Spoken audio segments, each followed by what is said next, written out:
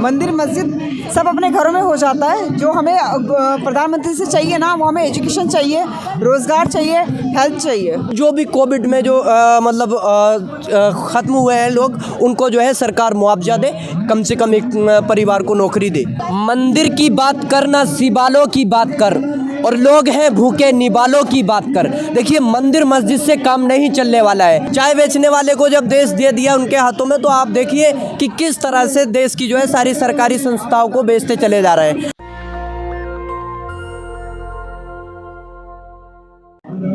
Democracy की खासियत होती है, उन तमाम मुद्दे पर लोग अपनी बात रखते हैं और जंतर मंतर उनकी जगह है। कुछ लोग हैं जो एक एनजीओ चलाते हैं और वो चाहते हैं कि जो कोरोना पीड़ित है उनको मुआवजा मिले। सरकार ने सुप्रीम कोर्ट में कहा है कि कोरोना पीड़ितों का उनके पास डेटा ही नहीं, संसद में भी कहा है। क्या नाम है मैम? आयशा जी, क्यों धरना दे रही हैं आप लोग? सर यहाँ पर मैं एक पंखे की नई उड़ान की प्रेसिडेंट हूँ। मैं उन लोगों के लिए आज आवाज़ उठाने आई हूँ कि जिनके घर से कोरोना में लोग मरे हैं, और सरकार ने कहा था कि उनको मुआवजा देंगे, लेकिन अभी तक उनकी कोई सुनवाई नहीं हुई है। आज मैं आवाज़ उठाना आई हूँ अपनी एक सहयोगी की, अपनी एक फ्रेंड की, अपनी एक साथी की, अनीता गौतम जी की। इनके पति का कोरोना में, ऐसी कई है, अनीता गौतम है, इनके पति का कोरोना में निधन हो गया था। आज सरकार उनकी आवाज़ सुनने को, उनकी बात सुनने को राज़ी नहीं है। तो सर हम क्या कर सकते हैं? हम तो न्याय के आवाज़ उठा रहे हैं, न्याय के लिए, अन्याय के खिलाफ आवाज़ उठा रहे हैं। और हम चाहते हैं, सरकार से हाथ जोड़ के अपील है कि सरकार हमारी आवाज़ सुने, हमें न्याय दे। हमारे साथ ये है, इनका कोई जॉब नहीं, कोई बिजनेस नहीं, पति के अलावा कोई सहारा नहीं था। आज वो पति ही नहीं है इनका। बताइए सर, ये क्या करें?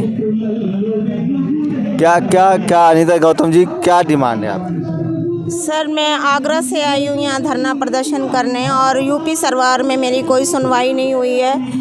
और अब मैं दिल्ली में आई हूँ। मैंने यहाँ, क्योंकि मैं रहने वाली दिल्ली की, मेरी शादी को अभी 3 साल हुए हैं। और मतलब कि मेरे हस्बैंड एडवोकेट थे। कोविड से 23 को उनको बुखार आया, और मैं अस्पताल लेकर एम्बुलेंस से, जिसमें ऑक्सीजन सिलेंडर लगा हुआ था, उसको लेकर पूरे यूपी के हर अस्पताल में मैं और मेरी फैमिली वाले सब लोग घूमे, ससुराल वाले। और करते करते सुबह हो गई, किसी अस्पताल वालों ने मेरे हस्बैंड को नहीं लिया, और बाहर एम्बुलेंस में एक ऑक्सीमीटर से उन्होंने मतलब कि ऑक्सीजन को नापा। 70 उनकी ऑक्सीमीटर्स में आई। उन्होंने कहा वेंटिलेटर पे कहीं ले जाओ, कहीं ले जाओ, कहीं ले जाओ। हम मैदानता भी गए, बहुत बड़े बड़े रेनबो हॉस्पिटलों में भी गए, सब ने अपने अपने दरवाजे बंद कर रखे थे। एम्बुलेंस की कोई एंट्री नहीं थी अस्पतालों में, और कालाबाजारी और एम्बुलेंसों की कालाबाजारी, ये सब चीज़ें। क्या चाहती? तो सर मैं यही चाहती हूँ कि 50,000 ये बोल रहे या मुआवजे की बात कर रहे। पहली बात तो, सबसे पहली बात, मेरे हस्बैंड का डेथ सर्टिफिकेट भी नहीं है। कोविड-19 का ये मुझे देंगे नहीं, क्योंकि मैंने हर जगह कोशिश करी है। क्योंकि पहली बात तो मेरे हस्बैंड का शमशान घाट में संस्कार हुआ, ताजगंज आगरा में। और वहाँ पर जाकर मैंने जब अभी एफिडेविट भी बनवाया और अपनी शादी का प्रूफ भी दिया, सब कुछ दिया, तब भी उन्होंने रजिस्टर में ये बोला आपके हस्बैंड का यहाँ पर मतलब कि संस्कार में नाम नहीं है यहाँ पर। और जबकि वहीं हुआ, 100-150 आदमी उनके साथ गए थे, और वो क्योंकि लोकल वहीं के रहने वाले थे मेरे हस्बैंड, आगरा के। और हमारे जितने भी कोई डेड बॉडी होती है वो ताजगंज में ही होती है, वहाँ पर संस्कार उनके वहीं होते हैं। और वहाँ पर मेरे को ये बोला आपके हस्बैंड का नाम नहीं है। फिर मैं नगर निगम में बोली गई। कितने बच्चे हैं आपके? मैंने 3 साल शादी करी है, मेरा कोई बच्चा नहीं है, और मेरे ससुराल वालों ने मुझे निकाल दिया घर से, और अब मैं यहाँ पर धरना प्रदर्शन। क्या चाहती?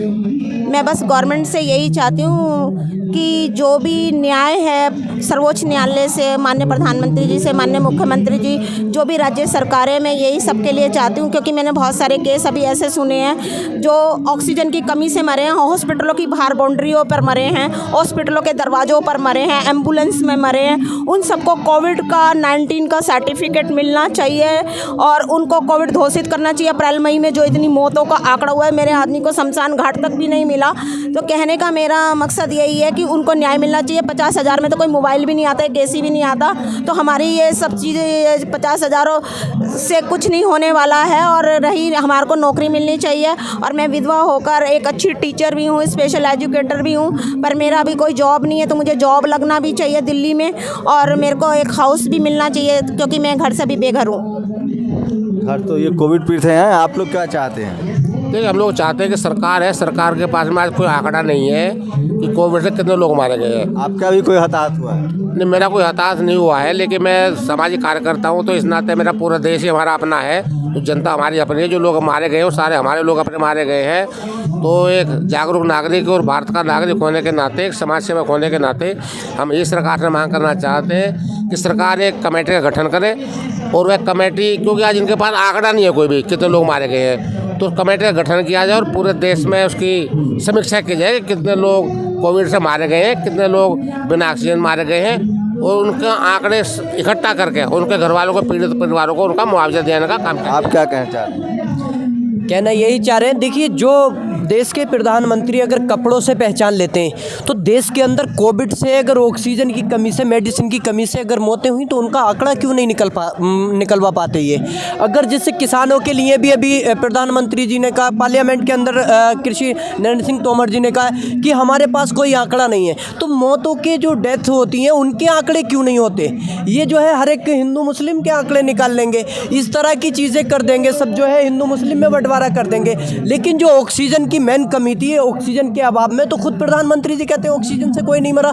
अभी आप ने जो प्रूफ देखा कि ये इनके खुद हस्बैंड जो अनीता गौतम है, इनके खुद हस्बैंड जो ऑक्सीजन की कमी से, जो अस्पताल में बेड ना मिलने की कमी से वो कोविड के जो है मतलब शिकार हुए।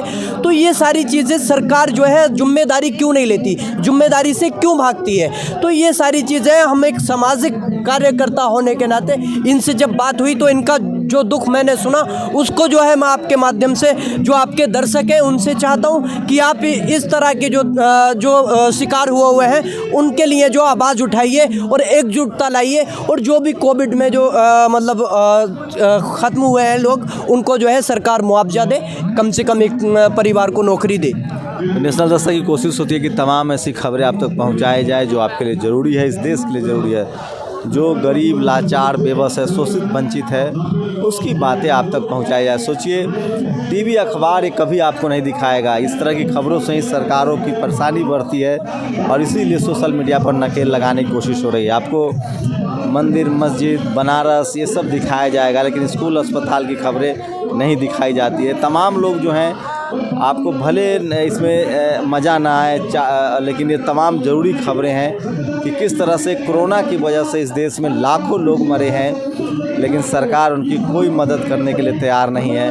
जबकि टैक्स के पैसे से मंदिर, मस्जिद, आज तो बनारस गए हैं प्रधानमंत्री जी, मंदिर का उद्घाटन हो रहा है, तो लोग तो मंदिर मस्जिद में खुश हैं, आप लोग अस्पताल की बात कर रहे हैं। सर, हम अस्पताल की और एजुकेशन की बात कर रहे हैं, और हम बेरोज़गारी की बात कर रहे हैं। मंदिर, मस्जिद सब अपने घरों में हो जाता है। जो हमें प्रधानमंत्री से चाहिए ना, वो हमें एजुकेशन चाहिए, रोज़गार चाहिए, हेल्थ चाहिए। मंदिर की बात करना, शिवालों की बात कर, और लोग हैं भूखे निवालों की बात कर। देखिए, मंदिर मस्जिद से काम नहीं चलने वाला है। देखिए, हमारे प्रधानमंत्री जी क्या है कि जैसे आते हैं, पहले कहावत है कि जो काटोगे, जो बोओगे वो ही काटोगे। अगर आप बुबुल का पेड़ लगाएंगे तो खजूर तो नहीं खाएंगे, कांटे ही उग के आएंगे। तो हमने ये गलती कर ली कि वो एक चाय बेचने वाले थे, चाय बेचने वाले को जब देश दे दिया उनके हाथों में, तो आप देखिए कि किस तरह से देश की जो है सारी सरकारी संस्थाओं को बेचते चले जा रहे हैं। आपने देखा, सुना होगा, कहावत है कि चोर चोरी करना छोड़ देता है लेकिन हेरा फेरी नहीं छोड़ता है। तो उनकी हेरा फेरी वाली आदत नहीं गई, तो जो उनसे बेरोजगार हो रहे लोग, अभी पीछे अप्रैल के महीने में CMIE की रिपोर्ट थी कि 75 लाख बेरोजगार हुए 4 महीने के अंदर। फिर उसके बाद अगस्त के महीने में CMIE की रिपोर्ट फिर ये कहती है कि 15 लाख बेरोजगार हुए। तो यानी कि 6 महीने के अंदर 90 लाख बेरोजगार हो गए। और मोदी जी क्या कहते थे, क्या हर साल जो है पर ईयर 2 करोड़ रोजगार, तो वो पर ईयर 2 करोड़ रोजगार छीन रहे। उन्होंने कहा था बेटी बचाओ बेटी पढ़ाओ, तो बेटियों की किस तरह की हालत की गई आपने देखा दिल्ली कैंट के अंदर, आपने देखा दिल्ली के अंदर राबिया सेफी, आपने देखा हाथरस के अंदर। तो ये था कि रियल में ये चीज़ थी कि देश से बेटी जो बचानी थी वो भाजपा वालों से बचानी थी, लेकिन वो समझ ना पाए क्योंकि उल्टा वो तमाम पॉलिटिकल सवाल हैं। और कोरोना पीड़ित में बहुत लोग जो हैं वो लाचार हुए हैं, बहुत लोगों ने अपने को खोया है, लेकिन उसके तरफ से, सरकार की तरफ से कोई मदद नहीं मिल रही है। और टीवी अखबार के लिए मुद्दा नहीं है। मेरी नैतिकता कहती है कि इस तरह की खबरें भी आप तक पहुंचाई जाए। आप इन सब तरह की वीडियो को ज़रूर देखिए और लोगों से शेयर कीजिए, ताकि इस देश में इंसानियत जो है वो बची रहे। शंभू कुमार सिंह, नेशनल दस्तक, जंतर मंतर, दिल्ली। नेशनल दस्तक की आपसे गुजारिश है कि अगर इसको बचाना चाहते हैं तो नेशनल दस्तक को सब्सक्राइब करने के लिए रेड कलर के सब्सक्राइब बटन को दबाएं, फिर बेल आइकन की घंटी दबाएं। नेशनल दस्तक को बचाने के लिए बहुत ज़रूरी है कि हर खबर को शेयर करें, लाइक करें, कमेंट जरूर करें।